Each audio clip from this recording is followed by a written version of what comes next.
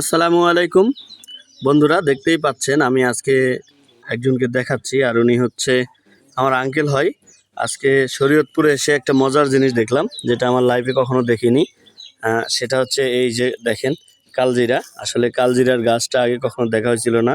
সেই কালজিরা হচ্ছে কিভাবে ক্ষেতে চাষ করে ক্ষেত থেকে নিয়ে এসে যে আমরা পাই, সেটা হচ্ছে অনেক মানে ময়লা থাকে, কিন্তু আমাদের কাছে অনেক যত্ন সহকারে যে আসে, সেই প্রক্রিয়াধীন অবস্থায় কাজ চলতেছে।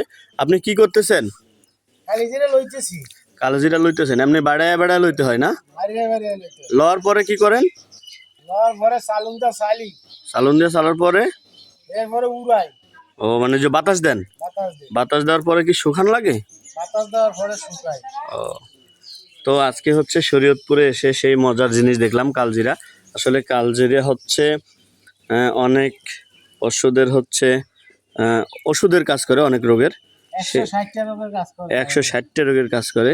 সেই কালজিরার গাছ দেখে অনেক ভালো লাগলো, এবং আঙ্কেল হচ্ছে কালজিরা যে হচ্ছে নিচ্ছে, সেটা দেখেও অনেক ভালো লাগলো যে অনেক পরিশ্রম করতে হয়, সেই ফসলে চাষ করতে হয়, তারপরে সেই ফসল থেকে নিয়ে এসে বাজারজাত করতে গেলে অনেক পরিশ্রম করতে হয়। আর সেই কালজিরা হচ্ছে শরীয়তপুরে এসে দেখে ভালো লাগলো। তো আমার এই ভিডিওটা ভালো লাগলে অবশ্যই লাইক, কমেন্ট, শেয়ার করবেন।